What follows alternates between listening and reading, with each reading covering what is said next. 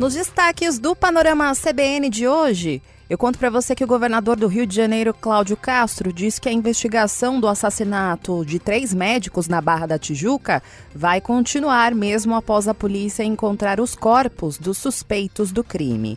Cláudio Castro classificou a violência no Rio não mais como uma briga entre traficantes e milicianos, e sim como uma verdadeira máfia. No noticiário internacional, a ativista iraniana Narges Mohammadi ganhou hoje o Prêmio Nobel da Paz pela luta contra a opressão das mulheres no Irã e pela promoção dos direitos humanos. Por causa da sua militância, ela foi presa 13 vezes e sentenciada por 31 anos de prisão, além de 154 chibatadas. E no esporte, a ginasta brasileira Rebeca Andrade faturou uma medalha de prata no Mundial de Ginástica Artística.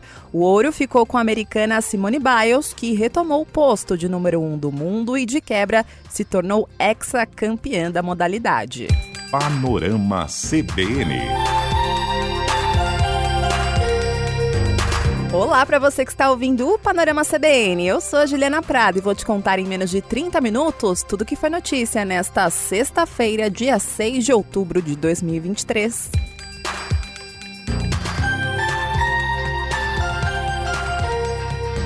Eu começo esse episódio retomando para você um assunto que você ouviu nas 2 últimas edições do Panorama CBN, que é sobre o caso dos médicos que foram assassinados no Rio de Janeiro. Hoje, o governador do Rio, Cláudio Castro, voltou a falar sobre o assassinato dos 3 médicos lá no quiosque da Barra da Tijuca. Ele disse que a investigação vai continuar mesmo após a polícia encontrar os corpos dos suspeitos do crime. Recapitulando para você o que o Gabriel Freitas contou para você na edição da manhã do Panorama CBN de hoje, os 4 suspeitos que assassinaram os 3 médicos foram encontrados mortos no final da noite de ontem. E, segundo a polícia, eles foram mortos pelo Tribunal do Crime de uma facção criminosa que, após a repercussão do caso, resolveu sentenciar os homens da facção à morte porque a facção e também a polícia do Rio constataram que os médicos foram mortos por engano. Resumindo para você, tá rolando uma guerra entre milicianos e traficantes lá na zona oeste do Rio de Janeiro, a céu aberto. E, na verdade, os criminosos do tráfico iriam matar um miliciano de uma quadrilha rival, que se parece muito com um dos médicos que foi morto. Mas o olheiro aí dessa facção passou uma informação errada e eles mataram os médicos que não tinham nada a ver com a história. Depois disso, antes do governo do Rio de Janeiro agir, eles próprios identificaram os homens, julgaram, condenaram e mataram. Depois, eles fizeram com que essa informação chegasse às autoridades policiais. Um detalhe importante nessa história é que a polícia já estava fazendo interceptações telefônicas para prender os traficantes e milicianos. E eles identificaram em uma gravação que minutos antes do crime, um olheiro deu um toque para os traficantes por telefone, dizendo que um miliciano estaria ali na Barra da Tijuca, perto da onde os médicos foram mortos.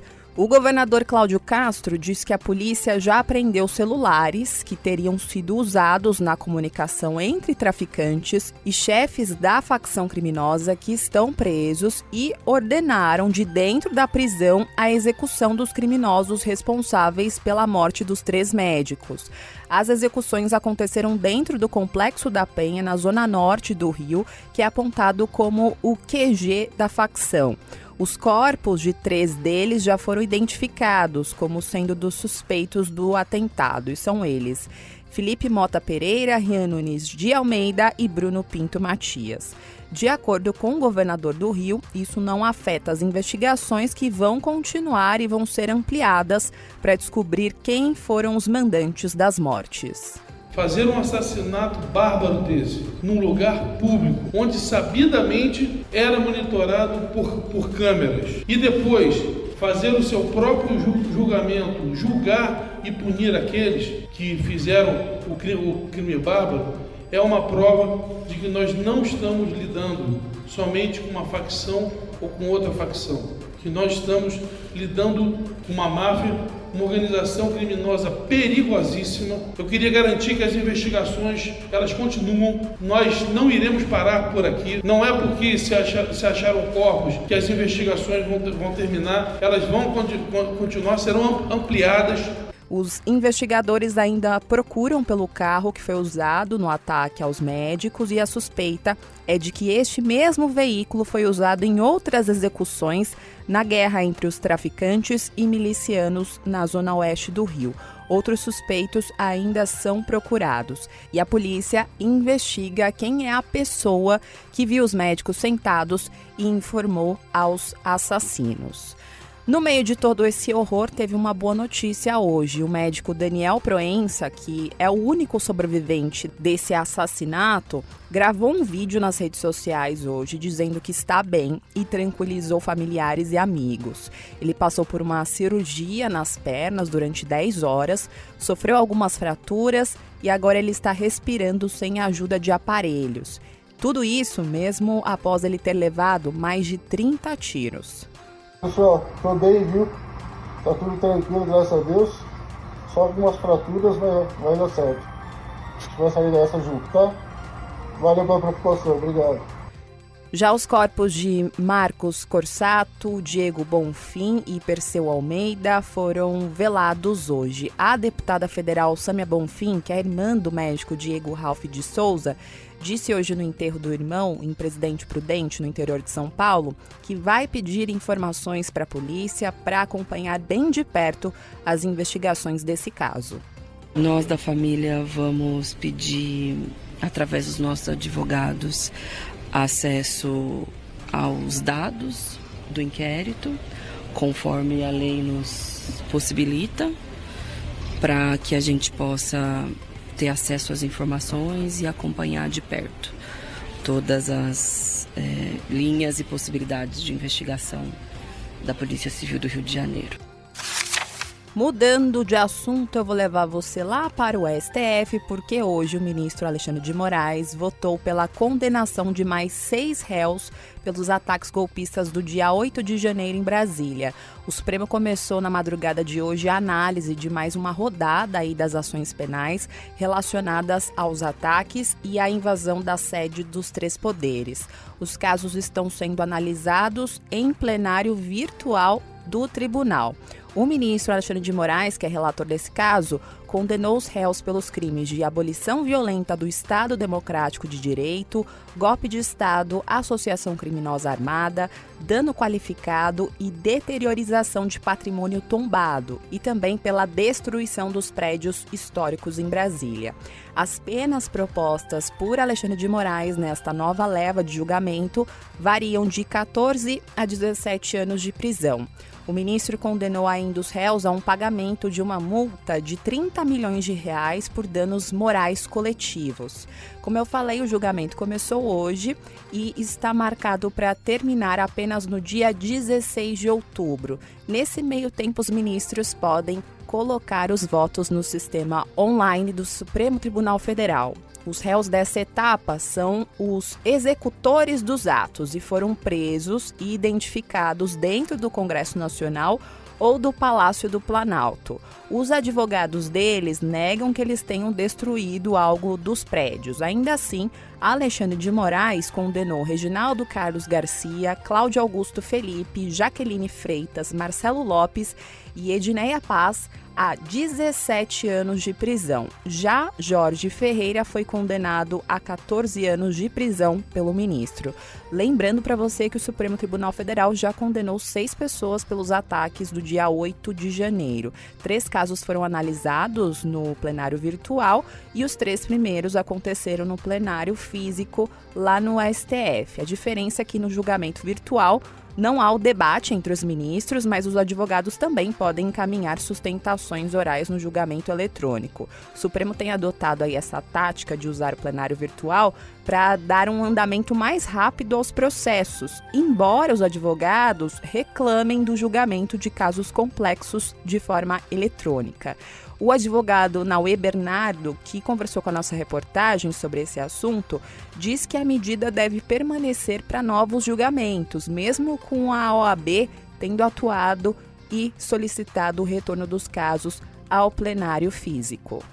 O plenário virtual é um mecanismo que vai ser uma realidade, vai ser cada vez mais utilizado no Supremo Tribunal Federal, reservando o plenário efetivamente para aquelas matérias que demandam que os ministros se reúnam presencialmente para discuti-las, matérias que tragam consigo esse grau de complexidade. Mas nós precisamos discutir com como fazer dessa ferramenta uma ferramenta melhor, mais eficiente e que não represente nem de longe qualquer tipo de sentimento à advocacia que faça com que a gente pense que o advogado não está sendo ouvido no curso do processo.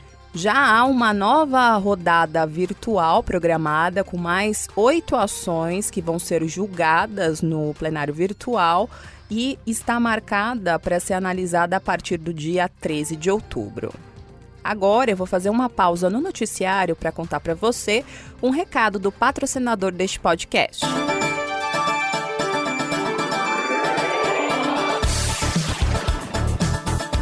O mercado de energia solar, que está em constante crescimento, traz diversos benefícios para a sociedade e para o meio ambiente. E ao utilizar a irradiação do sol como fonte de energia elétrica, estamos fazendo uso de um recurso limpo, renovável e sustentável. E os benefícios de utilizar placas solares são inúmeros e para todos. As placas podem ser instaladas em residências urbanas, rurais ou imóveis comerciais. E além de economizar até 90% na conta de luz, a energia solar valoriza o imóvel, tem fácil manutenção e ainda conta com um processo de contratação simples e 100% digital. E o Banco BV oferece financiamento de placas solares que estão sujeitas à análise para tornar a vida financeira de seus clientes mais simples e leve. Saiba mais em bv.com.br ou siga o banco nas redes sociais no @BancoBV.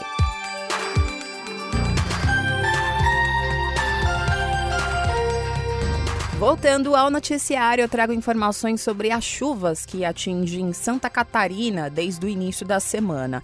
Elas ganharam intensidade nesta sexta-feira com um risco alto para enxurradas e alagamentos. Por causa disso, diversos municípios que já foram atingidos registraram interdições de rodovias e tem previsão de novos temporais. Algumas cidades cancelaram aulas, eventos e festas previstas para os próximos dias. Até a noite de ontem, 60 municípios foram atingidos, uma pessoa morreu e houve feridos. Por causa dessa previsão do tempo, a edição de 2023 da Oktoberfest em Blumenau, Santa Catarina, foi suspensa nesse final de semana. E em Timbó, a festa do imigrante foi adiada. Segundo a Defesa Civil Estadual, a instabilidade no tempo permanece até domingo e cidades do litoral sul, serra e oeste podem registrar acumulados de 150 a 200 milímetros de chuvas. 17 municípios decretaram situação de emergência e são eles: Papanduva, Curitibanos, Canoinhas, Brunópolis, Laurentino, Campo Alegre, São Bento do Sul, Ibiam, Jaborá, Corupá, Presidente Getúlio, Frei Rogério, Itaiópolis, Monte Carlo, Erval Velho, Aurora e Mafra. Até ontem, 1.084 pessoas foram atingidas, das quais 504 ficaram desalojadas e 80 estão desabrigadas. Na economia, eu vou contar para você como foi o fechamento do mercado financeiro hoje. A Bolsa de Valores de São Paulo encerrou o dia de hoje em alta de 0,78% aos 114.169 pontos. No mercado de câmbio, o dólar comercial fechou o dia em baixa de 0,14%, cotado a R$ 5,162. Já o euro encerrou o dia de hoje em alta de 0,23%, cotado a R$ 5,466. No noticiário internacional, a ativista iraniana Narges Mohammadi, de 51 anos, ganhou hoje o Prêmio Nobel da Paz de 2023 pela luta contra a opressão das mulheres no Irã e pela promoção dos direitos humanos. Por causa dessa militância dela, ela foi presa pelo menos 13 vezes e foi sentenciada por 31 anos de prisão, além de receber 154 chibatadas. Inclusive, ela está presa e até por isso ela não sabe que recebeu o prêmio. Hoje ela cumpre uma pena de 12 anos e não tem o direito de receber visitas. A última condenação dela aconteceu em 2021, após ela comparecer a um memorial em homenagem a uma pessoa morta em protestos nacionais de 2019 no Irã contra o aumento nos preços dos combustíveis. Ela está na prisão de Evin, no Teherã, e mesmo atrás das grades, ela segue como vice-diretora do Centro de Defensores dos Direitos Humanos do Irã. Ao regressar aí uma das vezes da prisão, ela passou a lutar contra o sistema prisional do país, principalmente em relação à tortura e abuso sexual contra presos políticos, especialmente mulheres. Ela iniciou a militância dela quando era estudante de física nos anos de 1990. A ativista defendia a igualdade e também os direitos humanos das mulheres.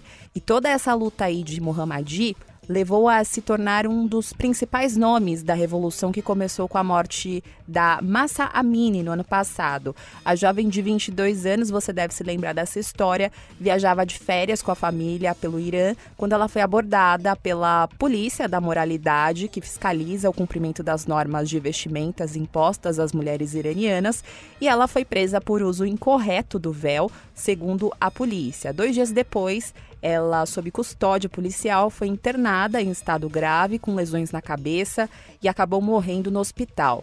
A morte dela desencadeou um dos maiores movimentos contra o regime do Irã, que é acusado de oprimir mulheres. Essas foram as maiores manifestações desde a Revolução Islâmica de 1979. E, ao todo, mais de 500 pessoas foram mortas e 20 mil foram presas no Irã. Segundo o Comitê do Prêmio Nobel, o lema adotado pelas manifestantes, Mulher, Vida, Liberdade, expressa totalmente o trabalho de Narges Mohammadi. O comitê, que é responsável pelo prêmio, também disse que premiá-la é homenagear a sua corajosa luta pelos direitos humanos, pela liberdade e pela democracia no Irã. Mohammadi é a 19ª mulher a ganhar o Prêmio Nobel em 122 anos. E é a primeira mulher desde que Maria Ressa ganhou o prêmio em 2021. Após a premiação, o marido de Mohammadi disse que esse prêmio vai encorajar a luta dela pelos direitos humanos. Já o governo iraniano criticou a decisão do Comitê do Nobel e, por meio da agência de notícias estatal, Teherã acusou o Ocidente de escolher premiar uma prisioneira por suas ações contra a segurança nacional do Irã.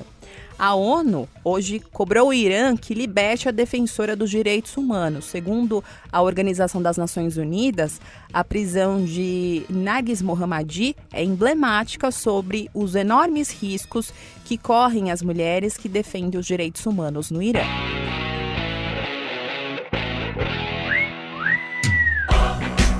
E no esporte, hoje teve a primeira rodada da disputa entre as ginastas Rebeca Andrade do Brasil, que é a atual medalhista olímpica, e Simone Biles, a super ginasta americana.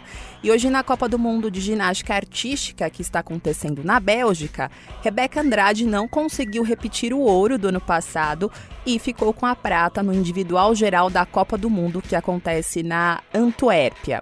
A brasileira ficou atrás de Simone Biles, que levou o ouro. Com isso, ela virou hexacampeã do Mundial. Em terceiro lugar ficou a americana Shilise Jones, que ficou com bronze. Essa foi a primeira vez na história que o pódio foi formado só por mulheres negras. Simone Biles, que ficou de fora do Mundial de Liverpool em 2022, levou a melhor sobre Rebeca no salto, na trave e no solo. Já a brasileira conseguiu uma pontuação melhor nas barras assimétricas, que foi o único aparelho que não teve a melhor pontuação. Ela ficou em sexto lugar. No final, a diferença entre Simone Biles e Rebeca Andrade foi de 1.633 pontos. Com a prata dessa sexta-feira, a Rebeca Andrade chegou a 6 medalhas em mundiais. Com isso, ela se isola como recordista do Brasil na história da competição. O bicampeão mundial do solo, Diego Hipólito, era o recordista antes do Mundial da Antuérpia, com 5 conquistas. Agora, a Rebeca Andrade está na frente. Na prova de solo de Simone Biles, algo inédito aconteceu. A atleta que conquistou a sua 21ª medalha em mundiais tropeçou no próprio pé.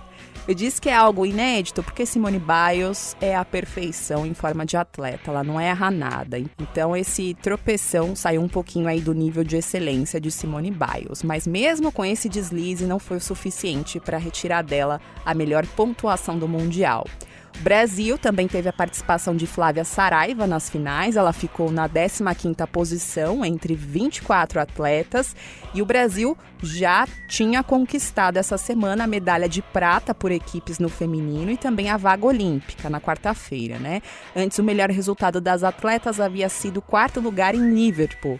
Os homens, desta vez, não conseguiram uma vaga para as Olimpíadas de Paris. Uma boa notícia é que as brasileiras ainda podem conquistar mais medalhas nesse Mundial. Se prepare aí no seu final de semana.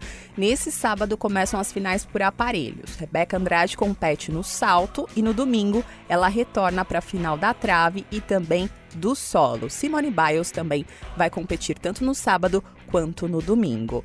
Mas tem uma preocupação em relação à brasileira Flávia Saraiva. Durante o solo do individual geral de hoje, a ginasta saiu do aparelho sentindo o tornozelo direito. Tomara que ela se recupere a tempo. Além delas, no domingo, Arthur Nori também compete pelo individual masculino. Ele se classificou para a final das barras fixas.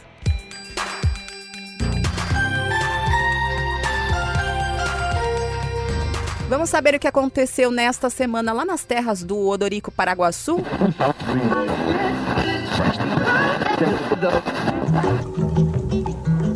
Não posso pressionar o juiz, porque o senhor sabe que a democracia é fundada em cima da independência dos 3 poderes, né? O executivo governa, o parlamento legisla e o judiciário julga. Que é o executivo, o judiciário e o legislativo. Os senadores e senadoras que aprovam permanecem como se encontram aprovado. O relatório que passa a constituir parecer da comissão favorável à proposta, a matéria vai ao plenário do Senado Federal. Não fui eu, não. Eu mandei apenas a lei. A maioria votou. O que é que eu vou fazer? Tem alguma culpa disso?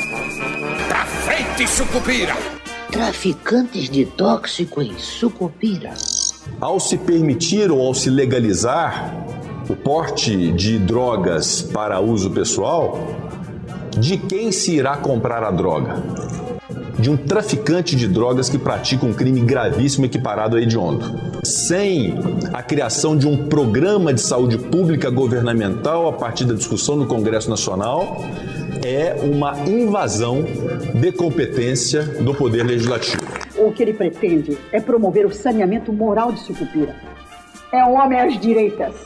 É um dos nossos, um defensor da família sucupirana. Tanto que já recebeu o apoio da Liga da Decência, da Associação Pátria e Família. Eu, honesta e sinceramente, considerando uma instituição que vem funcionando bem, eu não vejo muita razão para se procurar mexer na composição e no funcionamento do Supremo. Para mim, ele está sendo dirigido. Dirigido? Por quem?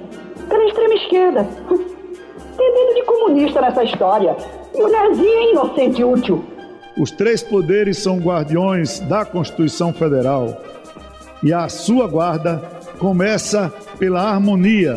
Tenho fé em Deus que amanhã vai adentrar uma nova era de paz, harmonia e concórdia. A harmonia e a independência estavam gravadas no texto constitucional. Eu espero que vocês me estendam as mãos, porque sem darmos as mãos, Sucupira sucumbirá. Presidente Pacheco e presidente Lira, estamos de pleno acordo, não existem poderes hegemônicos, nós todos vivemos em parceria institucional pelo bem do Brasil, como deve ser a vida democrática. Hoje, com a graça de Deus, eu vou decretar, proclamar e, por que não dizer, abençoar a paz no seio da tradicional família sucupirana.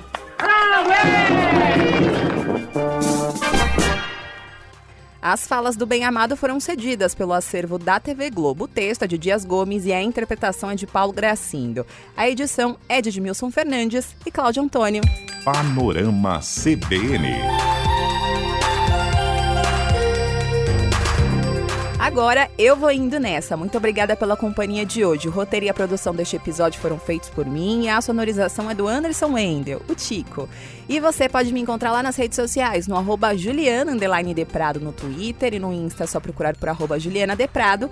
E tem também o e-mail que é o juliana.prado@cbn.com.br. E hoje é aquele dia que eu vou pagar todas as minhas dívidas com vocês. Eu vou ler aqui as mensagens que vocês me enviaram ao longo da semana. Começando pela nossa Panolover, Cíntia Fabiana, de Betim. Ela disse que ela e o filho dela, Hugo, ouvem o Panorama CBN todas as manhãs antes de sair para trabalhar.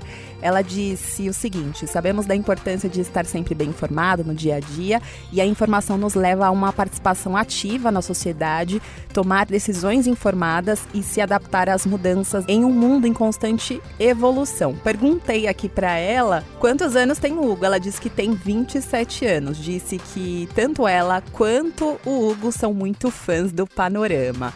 Muito obrigada pela mensagem, me senti honrada de saber que eu tenho essa responsabilidade de informar vocês enquanto vocês estão indo trabalhar. Um grande abraço.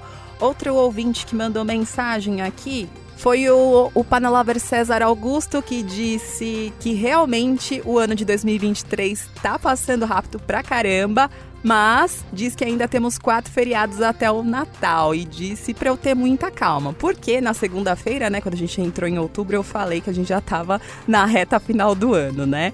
Um abraço pra você, César Augusto. Outra Panolover querida que mandou mensagem foi a Maria Eduarda. Ela disse que mora na França e começa a rotina dela todos os dias ouvindo a segunda edição do Panorama CBN. Bonjour, Maria Eduarda, muito obrigada pela mensagem.